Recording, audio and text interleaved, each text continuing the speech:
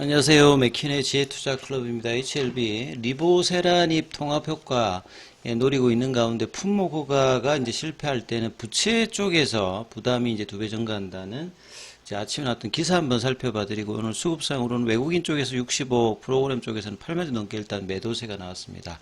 주가는 전일 대비해서 1% 넘게 하락한 55,900원 정도의 정규장에서 마감되었는데요. 내용 살펴보겠습니다.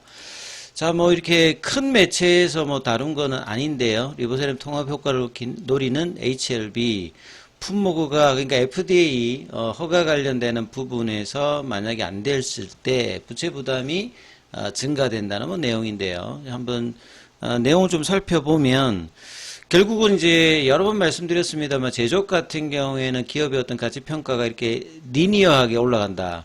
근데 이제 신약 개발을 하는 회사들 같은 경우에는 장기간의 어떤 이제 개발 비용 관련되는 재무적인 어떤 부담들 때문에 이런 성과 자체가 이제 계단식으로 가다가 갑자기 이제 퀀텀 점프라는 요런 식의 어떤 이제 기업 성장들을 대부분 하기 때문에 신약 개발의 어떤 성과기까지는 재무적으로 좋지 못한 부분들이 대부분인데, 이런 것들을 HLB 같은 경우는 사전적으로 자금 조달을 통해서, 물론 이제 주주들의 희생 속에서 주가 희석을 통해서 유상증자라든지 12BW 통해서 이 부분들을 꾸준하게 해결을 해 왔고, 이런 노력의 결과가 이제 FDA 허가의 마지막 단계에 있기 때문에 지금 이제 재무적인 어떤 부분들보다는 이제 성과가 되게 되면 퀀텀 점프를 하면서 이런 부분들은 자연스럽게 이제 해소될 수 있는 부분인데, 이런 어떤 분기점에서 이렇게 다루는 내용이다.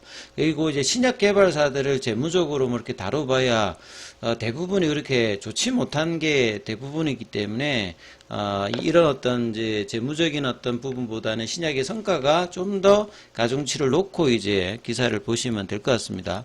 그래서 특히나 이제 HLB 생명과학 같은 경우에는 매출액이나 시가총액에서 특별히 문제가 있는 건 아닙니다만, 이 적자 관련되는 부분들이 지속적으로 되면서 재무적인 어떤 해결을 하기 위해서 외부적인 이제 M&A도 했습니다만, 이런 부분들이 이제 조금 어려운 상황에서 HLB에 흡수합병하면서 이제 재무부담 관련되는 부분을 해소하는 상황인데, 만약에 이제 이를 HLB 입장에서 본다라고 하면, 이제 생명과학 흡수합병으로 통해서 재무부담이 조금 이제 커지는 상황이죠. 그러니까 이제 허가 여부가 재무 상황 개선에서는 상당히 중요한 부분이겠죠. 물론 이제 본업이 좋으면서 이제 개발하면 가장 좋겠습니다만, 이러기 위해서 2020년 이후에 지속적인 M&A를 했고, 최근에는 이전보다는 재무적인 어떤 개선이 분명히 나와 있습니다. 근데 이제 생명과학 입장에서는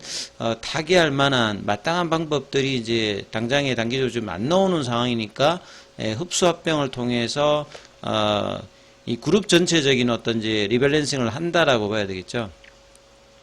올해 3월 달에 두 번째 CRL이 나오면서 홀드된 상태이고, 그 다음에 이제 FDA가 이제 3월 20일에 이제 CRL을 보내고 난 다음에 항서제약이 이틀 뒤에 바로 FDA에다가 이제 관련되는 부분 메일을 보내고, 이후에 이제 포스트 액션 레터가 FDA로 이제 와서 4월 14일에 항서제약이 여기에 대한 어떤 답변을 보내고, 이 답변의 이제 결과를 지금 기다리는 한 달 정도가 이제 다 된 상태인데, 이번 주에도 여기 관련되는 소식은 아직 없는 상황입니다. 그래서 이제 3월 달에 이제 HLB 온라인 간담회에서는 5월 달에 리서브션하고 7월 달에 클래스 1일 때는 7월에 이제 결과를 받는 가장 전향적인 어떤 타임라인을 이야기했습니다만, 조금 이제 엄격하게 이야기하면 아직 이제 리서브션 관련되는 일정들도 아직 안 나와 있기 때문에, 이런 부분들은 조금 더 이제 여유롭게 본다면 이제 연말까지 일단은 보시면서 흐름들이 진행되는 것이 일단 이제 냉정한 어떤 타임라인이라고 이제 3월 달부터 일단 제가 말씀드렸던 부분들이라고 보시면 될 것 같고요. 그래서 이제 일단은 이제 FDA에서 답변이 이제 어떻게 오는가부터 확인하는 것이고, 거기에 따라서 작년 기준 같은 경우에는 7월 달에 이제 추석 전까지 리서브션 하겠다 하고 이제 9월 달에 이제 제출을 한 부분이 있거든요. 그러니까 이번에도 비슷한 어떤 이제 프로세스를 항서제약이 할 가능성은 좀 높다. 물론 이제 HLB와 파트너십을 합니다만, 이제 타임라인이라고 하는 게 항서제약 중심의 어떤 입장들이 나와야 이제 나오기 때문에 항서제약에서 이제 타임라인을 내는 것이 가장 일단은 중요한 어떤 부분이다. 이렇게 이해를 하시면 될 것 같고요. 자, 이런 어떤 차원에서 HLB 그룹 내에서는 이제 조정들을 계열사마다 좀 하고 있는 상황이죠. 그리고 이제 HLB와 그 생명과학 같은 경우는 이제 흡수합병 관련되는 부분, 여기 이제 6월 달에 생명과학의 이제 주식매수 청구권이 주가에 따라서 어떻게 되는지 따라서 이 부분도 이제 불확실성이 해소될지 여부도 이제 6월 달에 살펴봐야 되는 부분이고요. HLB 그룹의 1분기 실적이 이제 최근에 이제 발표가 계속되고 있죠. 전반적으로 영업이익 전가세는 2020년 이전보다는 많이 이제 중기적으로도 회복이 되고 있으면서 좋아지고 있거든요. HLB 같은 경우 연결 기준으로는 여전히 뭐 영업 손실이고, 별도 기준으로는 전년 동기 대비해서 영업 손실이 11억 정도 늘었고, 과거보다는 이런 부분들이 많이 그래도 좀 이제 적정하게 지금 이제 개선은 계속되고 있는 상황입니다. 근데 이제 생명과학 같은 경우는 230억 정도 이제 영업 손실을 3년 동안 평균적으로 지금 보여주고 있고, 매출 원가도 늘어나고 이제 이런 부분들이 재무적으로 그렇게 좋지 못한 어떤 상황이에요. 그래서 생명과학의 합병이 이제 주가 반등에는 특이하게 이렇게 영향을 주진 않습니다. 그리고 생명과학 주주들 입장에서 주가가 낮았을 때 합병 비율을 했기 때문에 여기에 대해서 이제 조금 좀 아쉬운 부분들도 분명히 있고요. 합병은 언제 이제 이사회 결정하느냐에 따라서 시가에 따라서 합병 비율이 이제 결정되기 때문에 그런 거고요. 그래서 생명과학은 1분기 말에 1,300억 정도의 단기 차익권과 48억 정도의 사채를 보유하고 있고, 생명과학에 대해서 HLB 지분은 19.98, 그 다음에 220억 정도의 차입금을 인식하고 있다.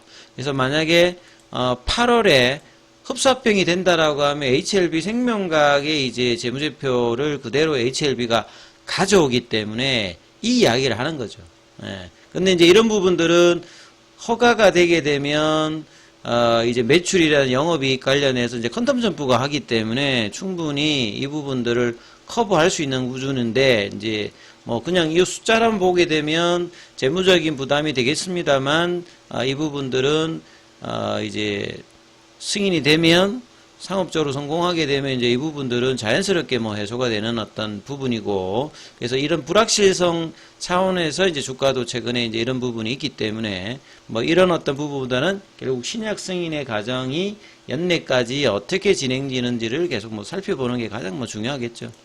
자, 그리고 항서제약 같은 경우에는 어제 이제 IPO를 진행했어요. 그래서 20일까지 하거든요. 그래서 5월 23일에 이제 홍콩에 2차 상장이 됩니다. 그래서 어제도 양봉이었고 오늘도 강보합 흐름으로서 연중 최고가는 계속 이어가는 흐름을 항서제약은 보여주고 있죠.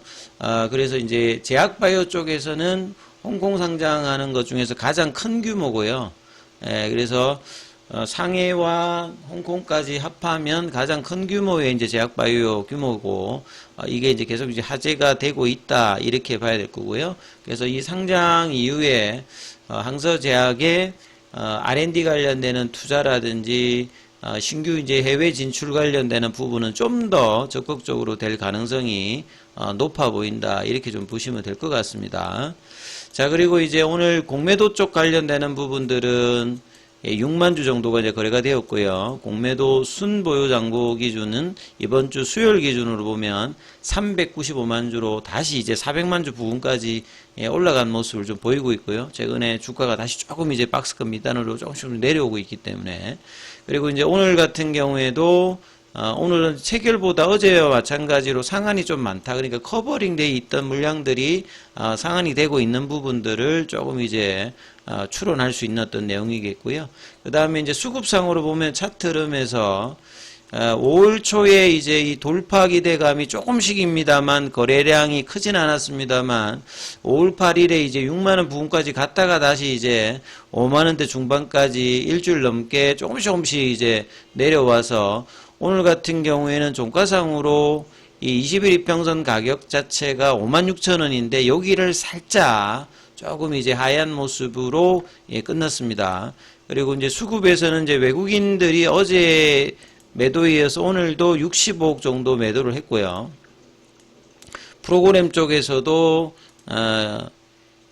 85,000주 정도 매도가 나왔습니다. 그리고 창구 쪽으로도 보시면 최근에 이제 모건 스탠리가 어제도 이제 매도에서 가장 셌는데 오늘도 매도에 있고요. 그 다음에 이제 골드만삭스가 이제 매수의 쪽에서는 가장 크고 최근에는 이제 신한이라든지 한국 쪽 국내 쪽 창구는 크게 이제 흐름이 없는 상황입니다. 그리고 분봉상으로도 보시게 되면 오늘도 이제 62만 주니까 100만 주 언더로 제한적인 어떤 거래량 사옥에서 정규장 시작할 때 이제 56,000원 음봉 나오고 난 다음에 아침에 시가를 회복하는 흐름을 보이지 못했고요. 이게 2시 반 이후에 이제 종가 관리하는 흐름에서 조금 이제 반등세를 보이는 흐름을 보였습니다만 1% 넘게 이제 빠지면서 그래도 이제 55,000원대, 6,000원대 요 부분 정도는 유지를 해주고 있는데 반등다운 반등 흐름이 올 달에도 제대로 지금 아직까지 나오고 있지 않는데 거래를 실어서 그래서 멀어지면 안 되죠. 물론 이제 밑에서 올라오는 이제 볼린저 밴드 하단선이 53,000원이고 그 다음에 추세 지표를 나타내는 파라볼릭도 53,000원이거든요. 여기까지 하긴 하지 않고 이 상태에서 이제 올려줘야 됩니다. 오늘 기준으로 볼린저 밴드 상한선이 58,000원대, 그 다음에 20일 이평선 가치가 56,000원이니까 다음 주에는 58,000원으로 붙이는 양봉 흐름이 나오는지 여부를 살펴야 되고 여기에 가장 중요한 게 결국 항서제약의 어떤 FDA로부터의 답변 수신 여부의 어떤 기사가 나오는지 여부를 살피시면서 흐름을 보셔야 된다 이렇게 말씀을 좀 드립니다. 자, 장중에는 무료 텔레그램방이 운영되고 있습니다. 동영상 아래 링크되어 있는 부분 참조해 주시면 되겠고요. 입장 문의는 문자 남겨주시면 안내 드리니까 참조해 주시면 되겠습니다. 계열 종목에 관련되는 설명은 다음 영상에서 이어서 해드리도록 하겠습니다.